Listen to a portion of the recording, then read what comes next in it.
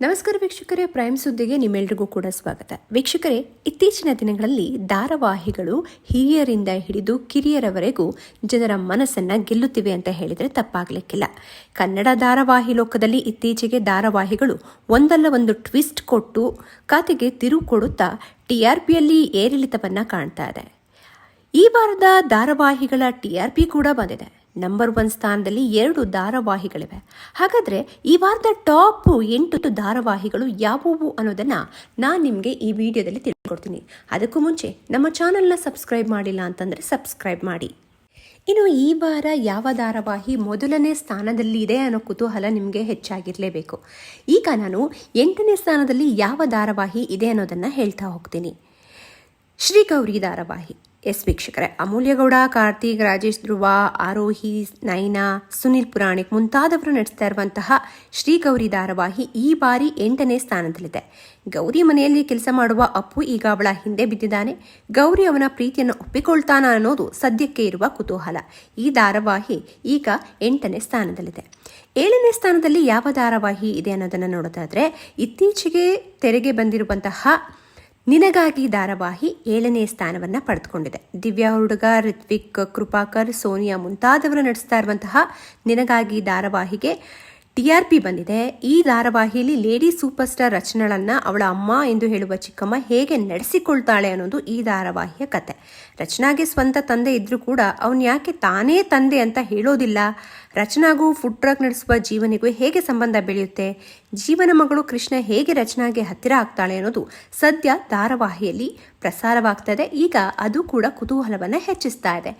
ದಿವ್ಯಾ ಹುಡುಗ ಕೂಡ ಅದ್ಭುತವಾಗಿ ನಟಿಸ್ತಾ ಇದ್ದಾರೆ. ಈ ಧಾರಾವಾಹಿ 7ನೇ ಸ್ಥಾನದಲ್ಲಿದೆ. ಇನ್ನು ನಿಮ್ಮೆಲ್ರಿಗೂ ಕೂಡ ಗೊತ್ತಿರುವ ಹಾಗೆ ಕಲರ್ಸ್ ಕನ್ನಡದಲ್ಲಿ ಪ್ರಸಾರವಾಗ್ತಾ ಇರುವಂತಹ ಭಾಗ್ಯಲಕ್ಷ್ಮಿ ಧಾರಾವಾಹಿ. ಈ ಧಾರಾವಾಹಿ 6ನೇ ಸ್ಥಾನವನ್ನು ಪಡೆದುಕೊಂಡಿದೆ. ಸುದರ್ಶನ್ ರಂಗಪ್ರಸಾದ್, ಸುಷ್ಮಾ ಕೆರಾವ್, ಪದ್ಮಜಾ ರಾವ್, ಸುನಿತಾ ಶೆಟ್ಟಿ, ಆಶಾ ಐನರ್, ಸುಷ್ಮಿತಾ ಗೌಡ, ಕಾವ್ಯ ಗೌಡ ಈ ಧಾರಾವಾಹಿಯಲ್ಲಿ ನಡೆಸ್ತಾ ಇದ್ದಾರೆ. ಈ ಧಾರಾವಾಹಿ ಕೂಡ ತಾಂಡವ್ ಯಾವ ರೀತಿ ಭಾಗ್ಯ ಯಾವ ರೀತಿ ತಾಂಡವನ್ನ ಹೋಲ್ಡಲ್ಲಿ ಇಟ್ಕೋತಾಳೆ ಅನ್ನೋದು ಕೂಡ ಇತ್ತೀಚೆಗೆ ನಡೀತಾ ಇರುವಂತಹ ಸಂಚಿಕೆಗಳು. ಈ ಧಾರಾವಾಹಿ ಕೂಡ ಸಾಕಷ್ಟು ಕುತೂಹಲವನ್ನು ಕೆಳಿಸ್ತಾ ಹೋಗ್ತಾ ಇದೆ. ಈ ಧಾರಾವಾಹಿ 6ನೇ ಸ್ಥಾನದಲ್ಲಿದೆ. ಸದ್ಯ ರಾಮಾಚಾರ್ಯ ಧಾರಾವಾಹಿ ನಿಮ್ಮೆಲ್ರಿಗೂ ಕೂಡ ಗೊತ್ತಿರುವ ಹಾಗೆ ಸಾಕಷ್ಟು ತಿರುವುಗಳನ್ನು ಪಡೆದುಕೊಳ್ತಾ ಇದೆ. ಈ ಧಾರಾವಾಹಿಯಲ್ಲಿ ವೈಶಾಖ ಗರ್ಭಿಣಿ ಅಲ್ಲ ಅನ್ನೋದು ಚಾರು ನಿರೂಪಿಸುವ ಪ್ರಯತ್ನ ಮಾಡ್ತಾ ಇದ್ದಾಳೆ. ಸದ್ಯ ಈ ಧಾರಾವಾಹಿ ರೋಚಕ ಘಟ್ಟವಾಗಿದೆ. ಮೌನ ಗುಡ್ಡೆಮನೆ, ಝಾನ್ಸಿ ಕಾವೇರಪ್ಪ, ರಿತ್ವಿಕ್, ಕೃಪಾಕರ್, ಅಂಜಲಿ, ಶಂಕರ್, ಅಶ್ವಥ್, ಗುರುದತ್ ಅವರು ಈ ರಾಮಾಚಾರಿ ಧಾರಾವಾಹಿಯಲ್ಲಿ ನಟಿಸ್ತಾ ಇದ್ದಾರೆ. ಇನ್ನು ವೀಕ್ಷಕರೇ, ಲಕ್ಷ್ಮೀ ಬಾರಮ್ಮ ಧಾರಾವಾಹಿ. ಈ ಧಾರಾವಾಹಿ ದಿನದಿನಕ್ಕೂ ಒಂದು ಕುತೂಹಲವನ್ನು ಮೂಡಿಸ್ತಾ ಇದೆ ಅಂತಲೇ ಹೇಳ್ಬೋದು. ಏನಾಗ್ಬೋದು ನೆಕ್ಸ್ಟು ಅನ್ನೋದನ್ನು ಕಾತರದಿಂದ ಕಾಯ್ತಾ ಇದ್ದಾರೆ. ಕೀರ್ತಿ ಮತ್ತು ಲಕ್ಷ್ಮಿ ಒಂದಾಗ್ತಾರಾ? ಕೀರ್ತಿಗೆ ನ್ಯಾಯ ಸಿಗುತ್ತಾ ಅನ್ನೋದು ಕೂಡ ಈ ಧಾರಾವಾಹಿಯ ಕಥೆಯಾಗಿದೆ. ಲಕ್ಷ್ಮೀ ಬಾರಮ್ಮ ಧಾರಾವಾಹಿಯಲ್ಲಿ ತಾಯಿ ಕಾವೇರಿ ಹೇಳಿದ ಜಾತಕದ ವಿಷಯ ಈಗ ವೈಷ್ಣವ್ಗೆ ಗೊತ್ತಾಗಿರುವಂಥದ್ದು. ಈಗ ಈ ಸಮಸ್ಯೆಯನ್ನು ಬಗೆಹರಿಸಿಕೊಳ್ಳಲು ಕೀರ್ತಿ, ಲಕ್ಷ್ಮಿ ಒಂದಾಗಿದ್ದಾರೆ. ಆದರೆ ವೈಷ್ಣವ್ ಮುಂದಿನ ನಡೆ ಏನು ಅನ್ನೋದು ದೊಡ್ಡ ಪ್ರಶ್ನೆ ಆಗಿದೆ. ಈ ಧಾರಾವಾಹಿಯಲ್ಲಿ ದೊಡ್ಡ ತಾರಾ ಬಳಗವೇ ಇದೆ ಅಂತ ಹೇಳಿದ್ರೆ ತಪ್ಪಾಗಲಿಕ್ಕಿಲ್ಲ. ಈ ಧಾರಾವಾಹಿ ಈಗ 5ನೇ ಸ್ಥಾನವನ್ನು ಪಡೆದುಕೊಂಡಿದೆ. ಇನ್ನು 4ನೇ ಸ್ಥಾನವನ್ನು ಯಾವ ಧಾರಾವಾಹಿ ಪಡ್ಕೊಂಡಿದೆ ಅನ್ನೋದು ಸಾಕಷ್ಟು ಕುತೂಹಲಕ್ಕೆ ಕಾರಣವಾಗಿರುವಂಥದ್ದು. ಯಾಕೆ ಅಂತಂದರೆ, ಮೊದಲನೇ ಸ್ಥಾನವನ್ನು 2ನೇ ಸ್ಥಾನವನ್ನು ಪಡ್ಕೊಳ್ತಾ ಇದ್ದಂಥ ಧಾರಾವಾಹಿ ಈಗ ಸಡನ್ ಆಗಿ 4ನೇ ಸ್ಥಾನಕ್ಕೆ ಬಂದಿಳಿದಿದೆ ಅಂತ ಕೂಡ ಹೇಳಲಾಗ್ತಾ ಇದೆ. ಅಮೃತಧಾರೆ ಧಾರಾವಾಹಿ. ಸದ್ಯ ಈ ಧಾರಾವಾಹಿಯಲ್ಲಿ ಅಪೇಕ್ಷೆಯಿಂದ ಮದುವೆ ಆಗಲು ಸದಾಶಿವನನ್ನು ಒಪ್ಪಿಸಲು ಪಾರ್ಥ ಪ್ರಯತ್ನ ಪಡ್ತಾ ಇದ್ದಾರೆ. ಇನ್ನೊಂದು ಕಡೆ ಅವನ ಮನೆಯಲ್ಲಿ ಅವನಿಗೆ ಮದುವೆ ಮಾಡಲು ಹುಡುಗಿ ನೋಡುವ ಒಂದು ಶಾಸ್ತ್ರ ಕೂಡ ನಡೆಸ್ತಾ ಇದ್ದಾರೆ. ಆದರೆ ಪಾರ್ಥ ಮತ್ತು ಅಪೇಕ್ಷಾ ಲವ್ ಬಗ್ಗೆ ಗೊತ್ತಿದ್ರೂ ಭೂಮಿ ಏನೂ ಮಾಡಲಾಗದ ಪರಿಸ್ಥಿತಿ ಇದ್ದಾಳೆ. ಇದು ಕೂಡ ದಿನಕ್ಕೆ ಕುತೂಹಲವನ್ನು ಕೆಳಿಸ್ತಾ ಇರುವಂಥದ್ದು.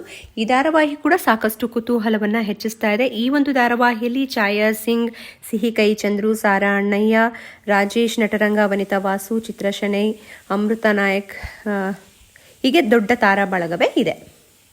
ಈ ವಾರ 3ನೇ ಸ್ಥಾನದಲ್ಲಿ ಸೀತಾರಾಮ ಧಾರಾವಾಹಿ ಇದೆ. ಈ ಬಾರಿ ಈ ಧಾರಾವಾಹಿ ಸಾಕಷ್ಟು ಕುತೂಹಲವನ್ನು ಕೆರಳಿಸಿತ್ತು.